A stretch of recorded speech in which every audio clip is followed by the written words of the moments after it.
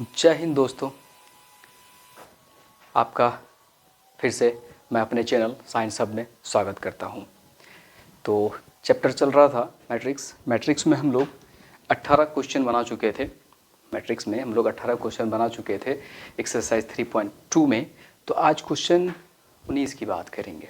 ठीक है, तो क्वेश्चन 19 बताने से पहले अगर आप लोग मेरे चैनल पे पहली बार आए हैं तो चैनल को लाइक कर दें, चैनल सब्सक्राइब करें, वीडियो को दोस्तों के पास अपने शेयर करें। ठीक है, तो चलिए क्वेश्चन नंबर 19 है कि किसी व्यापारी संघ के पास 30,000 रुपया का कोष है जिसे दो भिन्न भिन्न प्रकार के बॉन्डों में निवेशित करना है। कहता है कि प्रथम बॉन्ड पर 5% वार्षिक तथा द्वितीय बॉन्ड पर 7% वार्षिक ब्याज प्राप्त होता है।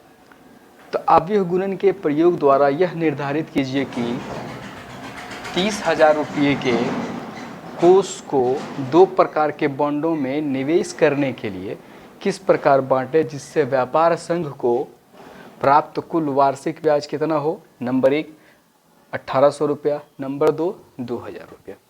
ठीक है, ये क्वेश्चन है। तो सबसे पहले का हल होगा कि माना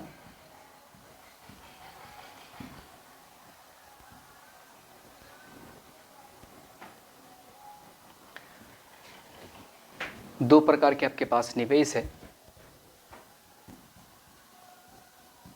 प्रथम निवेश में कितना रुपया x तथा द्वितीय रुपीज। तो द्वितीय में, अब यहाँ लिखने से पहले एक बात चर्चा कर लें। आपके पास दो चीजें हैं जिनका जोड़ 30,000 हो।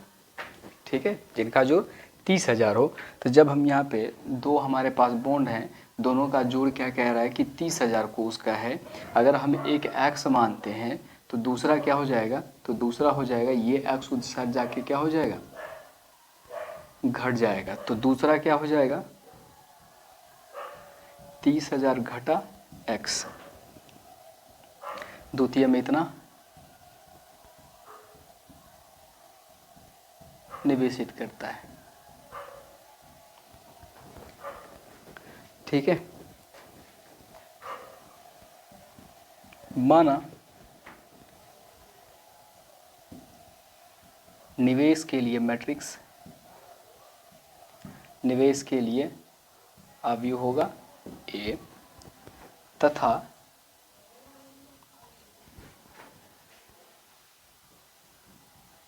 ब्याज के लिए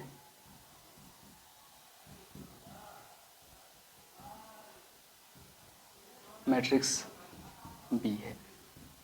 ठीक है, इसलिए मैट्रिक्स A बराबर, तो मैट्रिक्स A x है और 30,000 माइनस x है और B है आपका। अब देखिए यहाँ पे 5% और 7%, तो प्रतिशत का मतलब सबको पता होगा। प्रतिशत मतलब 1/100। तो 5% यानी 5/100। ठीक है, तो हो गया 5/100। फिर 7%, तो 7/100। ठीक है, चलिए तो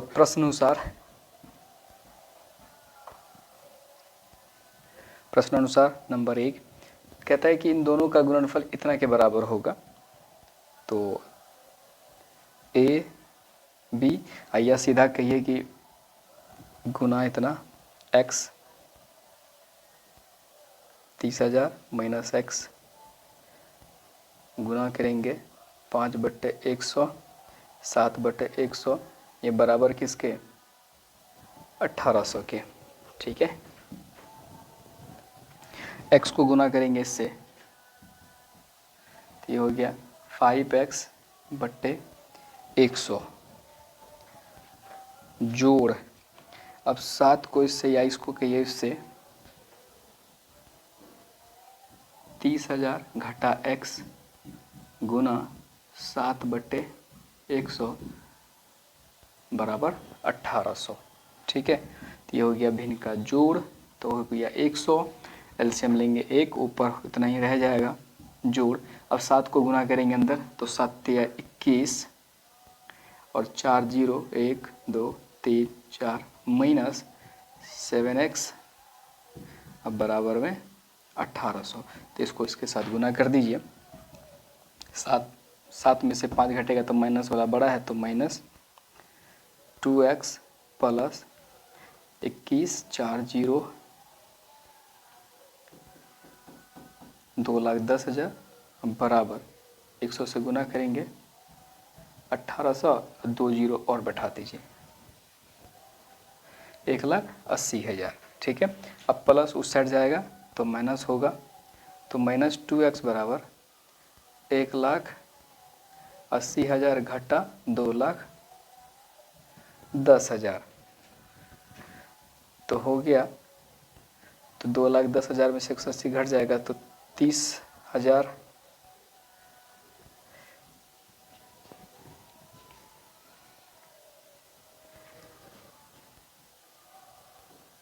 वो भी माइनस में 4 0 4 0 11 में से 8 गया 3। ठीक है, अब माइनस माइनस काट लीजिए, एम्प्लाई दैट x बराबर 30,000/2 15,000। ठीक है, तो ये हो गया कि प्रथम निवेश में कितना करेंगे, तो 15,000 रुपया। ठीक है, प्रथम निवेश में कितना होगा, 3,000 रुपया वो प्रथम निवेश में लगाएंगे। पहला जो निवेश करेंगे वो कितना रुपये का, 15,000 का। ठीक है, तो चलिए इसको पहले लिख लीजिए क्योंकि मेरे पास जगह नहीं है, फिर इसको मिटाएंगे हम। ठीक है,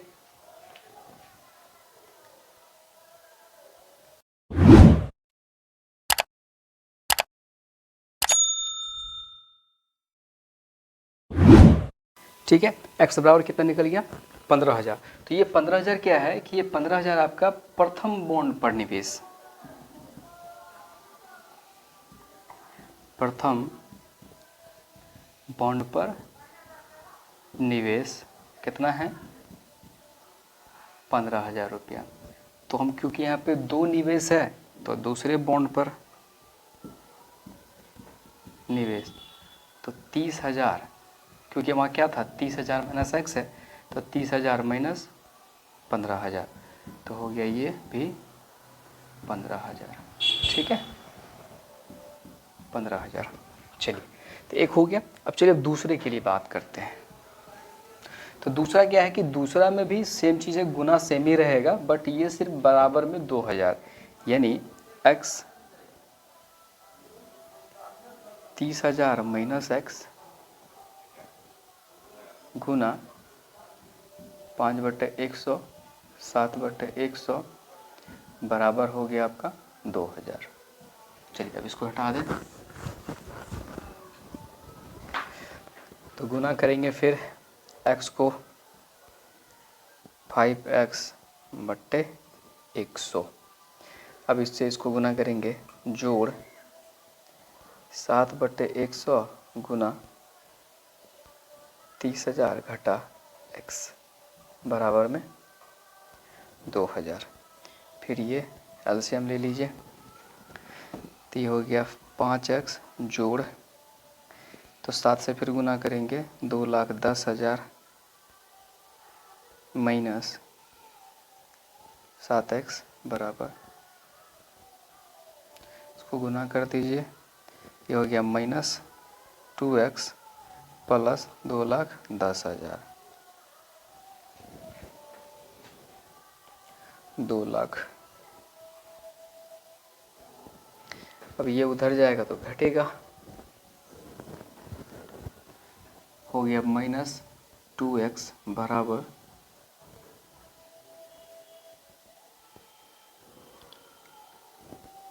2 लाख घटा 2,10,000 माइनस 2x बराबर माइनस 10,000। माइनस माइनस काट दीजिए, इम्प्लाई दैट x बराबर 10,000 बटे 2, 2 पंचे 10 यानी कि 5,000। तो प्रथम निवेश पे फिर क्या होगा सेकंड कंडीशन के लिए?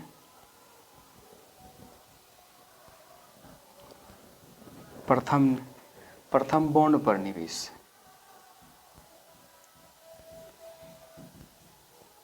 प्रथम बॉन्ड पर निवेश क्या होगा? 5,000 रुपया। दूसरा बॉन्ड पर निवेश क्या था? 30,000 अब माइनस एक्स तो 5,000, कितना हो गया? 25,000 रुपया। ठीक है, तो ये था आपका प्रथम बॉन्ड पे पहला कंडीशन के लिए कि जब उसका ब्याज 1,800 रुपये हो, तो उसकी सिचुएशन के लिए हमारा क्या था? 15,000 प्रथम निवेश पर भी 15,000 आया था और दूसरी निवेश पर भी 15,000 आया था। ठीक है, उसके बाद तब दूसरा कंडीशन क्या था कि जब निवेश करेंगे सेम चाहिए लेकिन ब्याज आपका कितना होना चाहिए? 2,000। तो उस सिचुएशन के लिए जब हम लोग निकाले हैं तो प्रथम निवेश के लिए कितना आया है? 5,000 और द्वितीय निवेश के लिए नहीं कि दूसरा जो बॉन्ड पर निवेश किया वो कितना आएगा? 25,000 रुपया। ठीक है, चलिए बच्चों, क्वेश्चन नंबर 19 हो गया कंप्लीट। ठीक है, अब क्वेश्चन नंबर 20, अगर 19 तक हम लोग जो पढ़े हैं एक्सरसाइज 3.2 में, अगर आपको कभी भी किसी भी क्वेश्चन में कोई दिक्कत हो रहा है समझने में, कुछ अगर दिक्कत होता है तो आप हमको कमेंट करेंगे। ठीक है, मैसेज करें, हम आपका मैसेज का रिप्लाई करेंगे। ठीक है, चलिए तो क्वेश्चन नंबर 20 देखते हैं। क्वेश्चन नंबर 20 कहता है कि ये किसी स्कूल की पुस्तकों की दुकान में 10 दर्जन रसायन, ठीक है, 10 दर्जन रसायन, दर्जन में 12, 8 दर्जन भौतिक विज्ञान, 8 गुना 12 तथा 10 दर्जन अर्थशास्त्र 12 की पुस्तकें हैं। इन पुस्तकों का विक्रय मूल्य ₹80, 60, 40 प्रति पुस्तक है। ये ध्यान से पढ़ेंगे, क्या है? प्रति पुस्तक है। अगर यहाँ दर्जन रहता तो ये 10 गुना 12 नहीं लिखते। ठीक है, अगर दर्जन में ही रहता तो सीधा तब 10, 8, 10 ही रखते, लेकिन यहाँ क्या लिखा हुआ है कि प्रति पुस्तक है। ठीक है, क्या है? प्रति पुस्तक, मतलब एक पुस्तक का दाम है 80 रुपये, तो फिर 10 दर्जन तो 10 गुना 12 यानी कि 120 पुस्तक होगा। 120 पुस्तक का दाम बताना है कि कितना होगा। ठीक है, तो आदियों की बीजगणित का प्रयोग द्वारा ज्ञात कीजिए सभी पुस्तकों को बेचने से दुकान को कुल कितनी धनराशि प्राप्त होगी। ठीक है, अब यहाँ क्या है कि हम लोग मैट्रिक्स पढ़ रहे हैं तो हमको मैट्रिक्स विधि से ज्ञात करना है। वैसे तो सिंपल सा क्वेश्चन दिख रहा होगा, अगर मतलब जो पुराने मेथड से बनाने का प्रयास करें तो 10 दर्जन तो 10 में 120 नहीं 120 पुस्तक हो गया, और कितना रुपया? तो 80, तो इसका हो गया 12 × 96 और 2 0 9600 रुपये। और यहाँ है कि 8 दर्जन 12 × 96 और गुना कितना दर से? 60 रुपये के दर से। तो हो गया 9 के 36 के 6 हासिल हो गया 3, 9 × 54 3 57, 5700 रुपये। और आपका है 10 दर्जन तो फिर 120 और गुना कितना रुपये की दर से? 40, तो 12 चौके 48, 2 0 तो हो गया 0 6 8 7 15 6 21 का 1 हासिल हो गया 2, 9 2 11 11 11 5 16 4 20, यानी कि आपका इतना रुपया होगा। तीत हो गया, जैसे जानते हैं छोटा सा पहले बच्चा मतलब पीछे क्लास में, लेकिन यहाँ हम पढ़ क्या रहे हैं? मैट्रिक्स पढ़ रहे हैं। तो आपको निकालना किस विधि से है? यहाँ लिखा हुआ है कि मैट्रिक्स का बीजगणितीय से, ना कि इस हिसाब से, इस तरीके से निकालना है। ठीक है, तो मैट्रिक्स का उपयोग करके आपको इसका आंसर बताना है। ठीक है, तो चलिए इसको मिटा लेते हैं। तो मैट्रिक्स के विधि से आपको ज्ञात करना है। तो हल में है, माना कि पुस्तकों की संख्या का मैट्रिक्स क्या हो गया? ए। उसके बाद पुस्तकों का विक्रय मूल्य का मैट्रिक्स बी। ठीक है, तो इसलिए ए बराबर, तो ए बराबर क्या हो जाएगा 12 दर्जन, 10 दर्जन है तो 10 गुना 12, उसके बाद 8 दर्जन तो 8 गुना 12, उसके बाद 10 दर्जन तो फिर 10 गुना 12। ठीक है, बी बराबर क्या होगा, तो बी बराबर है आपका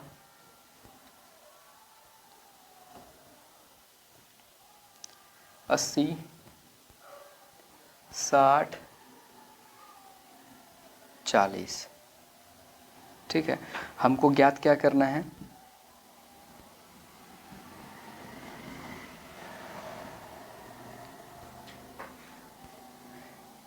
हमें ज्ञात करना क्या है, ए बी ज्ञात करना है।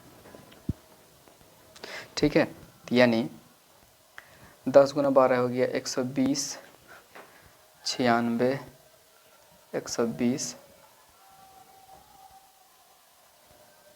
गुना करना है 80, 60, 40 से। 120 गुना 80 जोड़ 96 गुना 60 जोड़ 120 गुना 40, 12 96, 9600 जोड़ 36 के 86 3 9 54 3 57 जोड़ 12 के 48, तो इस सब को जोड़ेंगे तो हो जाएगा 8 6 14 0 0 0 0 6 6 8 7 15 6 21 का 1 हासिल 2 4 2 6 5 11 9 20। ठीक है, तो इसलिए कुल प्राप्त धनराशि बराबर हो गया 20,160 रुपया। ठीक है, तो कुल धनराशि कितना हो गया, सबको बेचेंगे तो 20,160 रुपया। चलिए इसको लिखिए।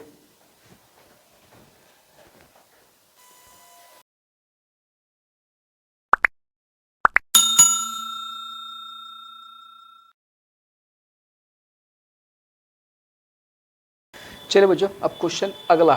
तो अगला क्वेश्चन से पहले कुछ कंडीशंस दिए हुए, वो कंडीशन देख लीजिए, उसके बाद अगला क्वेश्चन नंबर 21 पढ़ेंगे।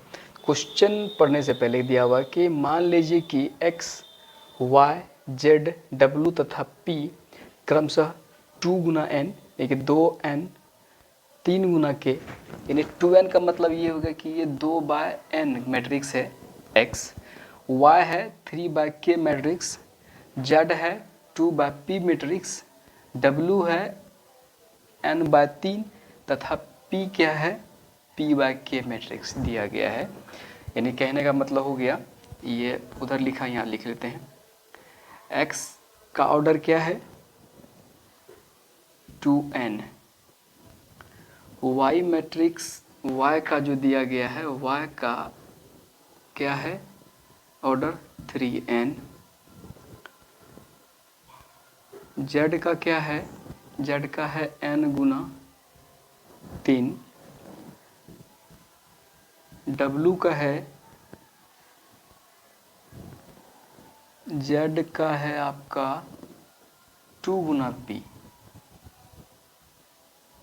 2 गुना p, 2p है, और w का है आपका n/3 और p का ऑर्डर है दिया गया p गुना k।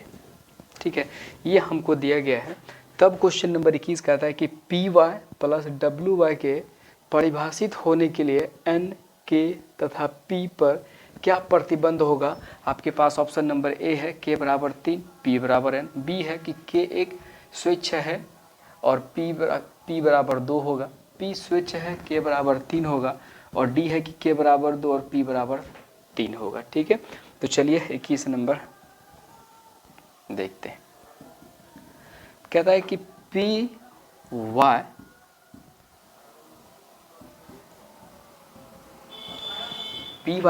कहता है पी वाई परिभाषित होगा, पी वाई जो है परिभाषित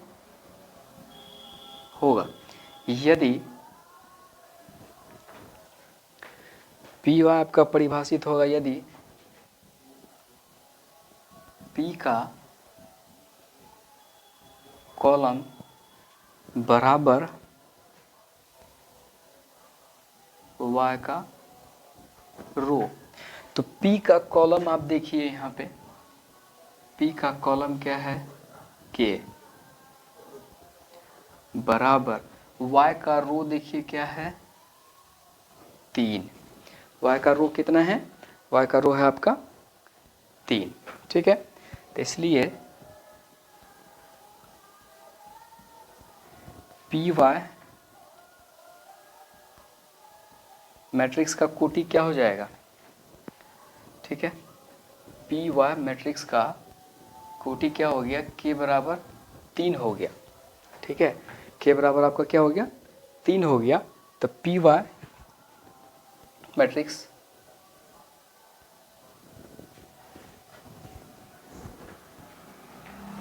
पी गुना 3 पी बाय 3 मैट्रिक्स की ऑर्डर का है।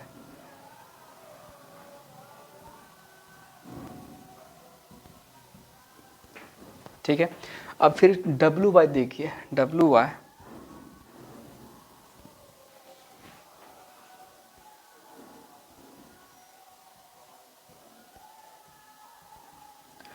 वाई परिभाषित होगा यदि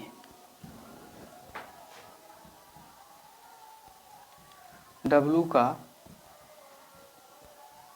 कॉलम बराबर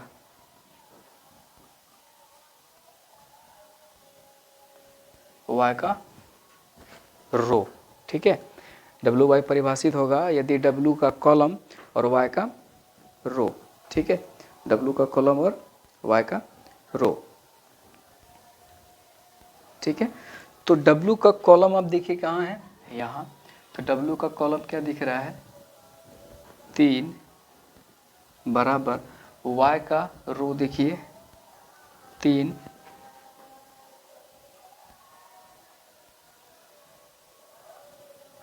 जो सत्य है। इसलिए डब्ल्यू वाई, तो डब्ल्यू वाई का आप यहाँ देख लीजिए, जैसे यहाँ लिखे थे पी बाय 3 कोटि का है। तो बताइए कि डब्ल्यू वाई का कोटि क्या होगा, डब्ल्यू वाई का कोटि क्या होगा, डब्ल्यू वाई का कोटि क्या होगा, डब्ल्यू और वाई का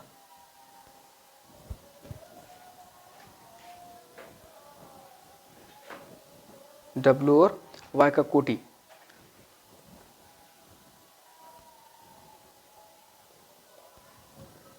ठीक है, तो डब्ल्यू वाई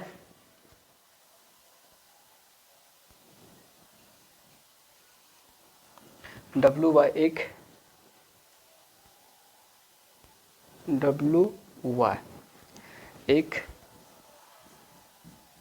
n गुना के कोटि, यानी कि n गुना 3 क्या बच जाता है यहाँ पे n गुना 3,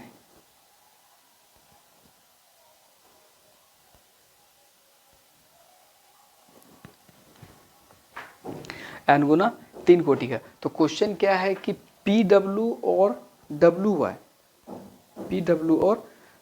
वाई कब परिभाषित होंगे, पी वाई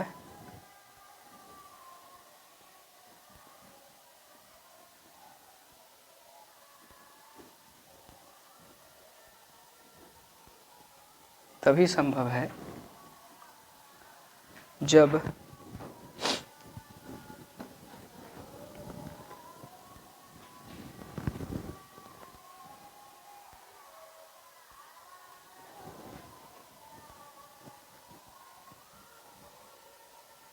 दोनों का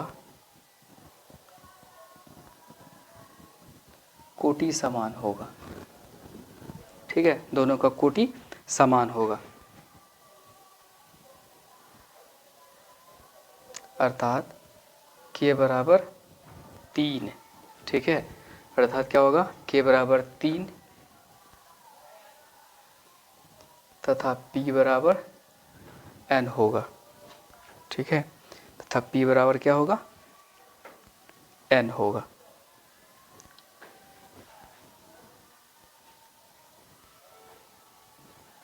देख लीजिए, k बराबर 3, यहाँ p वा क्या है, p गुना 3 मैट्रिक्स, और w वा क्या है, n गुना 3 मैट्रिक्स। तो k का मान अगर 3 हो जाएगा तो p बराबर क्या होगा, n होगा, तथा p बराबर, इसलिए ऑप्शन नंबर क्या हो जाएगा, ऑप्शन नंबर ए इसका आंसर होगा। ऑप्शन नंबर ए होगा इसका आंसर। ठीक है, चलिए ये हो गया क्वेश्चन नंबर 21। क्वेश्चन नंबर 22 देखिए। क्वेश्चन नंबर 22 है कि यदि n बराबर p या कहिए p बराबर n, तो आव्यूह मैट्रिक्स 7x माइनस 5z की कोटि क्या होगा। ठीक है,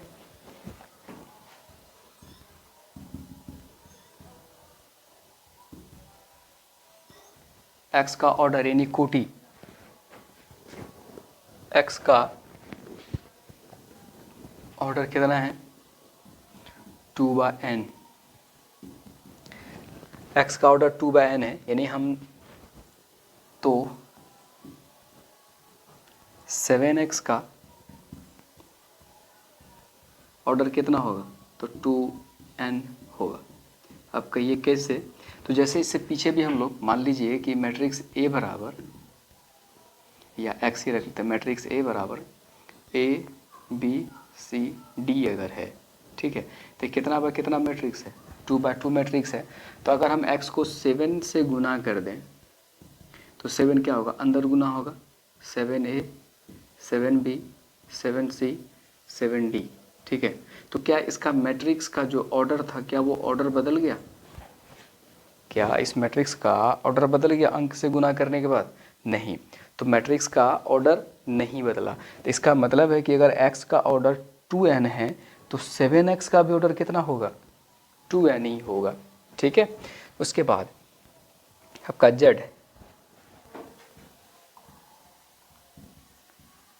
z का ऑर्डर यानी कोटि, z का कोटि कितना है, 2 गुना p है, 2 गुना p है।